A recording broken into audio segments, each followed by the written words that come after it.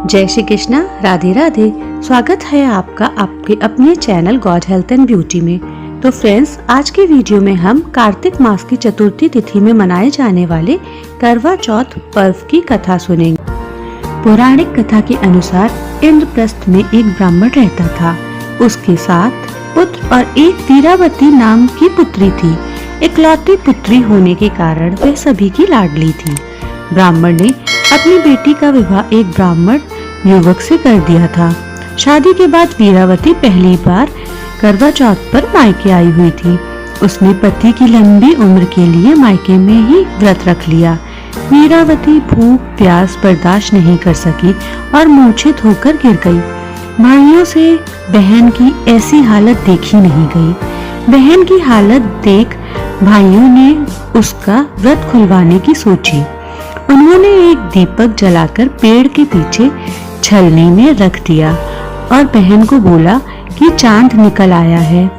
वीरावती ने छत पर जाकर चंद्र दर्शन किए और पूजा पाठ करने के बाद वो नीचे आकर खाना खाने बैठ गई।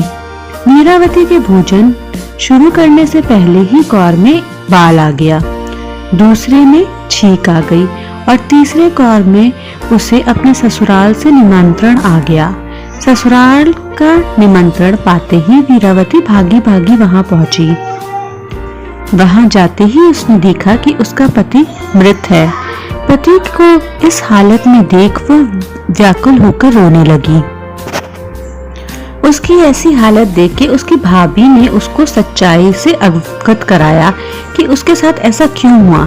करवा चौथ का व्रत गलत तरीके से टूटने के कारण देवता उनसे नाराज हो गए हैं और उन्होंने ऐसा किया। सच्चाई जानने के बाद वीरावती निश्चय करती है कि वह अपने पति का अंतिम संस्कार नहीं करेगी और उन्हें पुनर्जन्म दिलाकर रहेगी।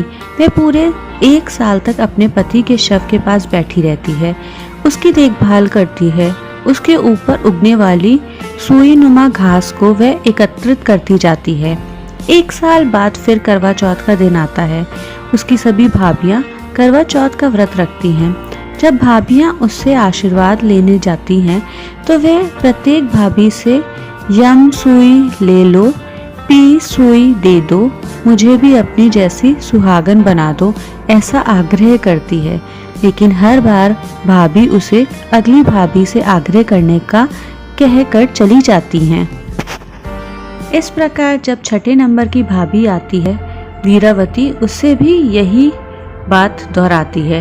यह भाभी उसे बताती है कि क्योंकि सबसे छोटे भाई की वजह से उसका व्रत टूटा है, अतः उसकी पत्नी में भी शक्ति है कि वह तुम्हारे पति को दोबारा जीवित कर सकती है। इसलिए जब वह आए तो तुम उसे पकड़ लेना और जब तक वह तुम्हारे पति को जिंदा ना कर दे उसे नहीं छोड़ना। ऐसा कह के वह चली जाती है। सबसे अंत में छोटी भाभी आती है। वीरावती उनसे भी सुहागिन बनने का आग्रह करती है, लेकिन वह टालम टोली करने लगती है। इसे देख के वीरावती उन्हें जोर से पकड़ लेती है और अपने सुहाग को जिंदा करने के लिए कहती है। भाभी उसे आने के लिए नोचती है, खचोटती है और फिर भी वीरावती नहीं छोड़ती है। अंत में उसकी तपस्या को देखकर भाभी पसीज जाती है और अपनी छोटी उंगली को चीरकर उसमें से अमृत उसके पति के मुंह में डाल देती है। वीरावती का पति तुरंत श्री गणेश कहता हुआ उठ बैठता है। इस प्रकार प्रभु कृपा से उसकी छोटी भाभी के माध्यम से वीरावती को अपना सुहाग वापस मिल जाता है। हे श्री गणेश माँ गौरी, जिस प्रकार वीरावती को चीर सुहागन का वरदान आपसे मिला है, वैसे ही सब सुहागिनों को मिले। करवा चौथ महारानी की जय। तो फ्रेंड्स, आज के वीडियो में फिलहाल इतना ही। यदि आपको मेरी दी गई जानकारी अच्छी लगी है और मेरा वीडियो हेल्पफुल लगा है तो प्लीज इसे लाइक करें, शेयर करें फ्रेंड्स और फैमिली के साथ और मेरे चैनल को सब्सक्राइब करें। Thank you so much for watching.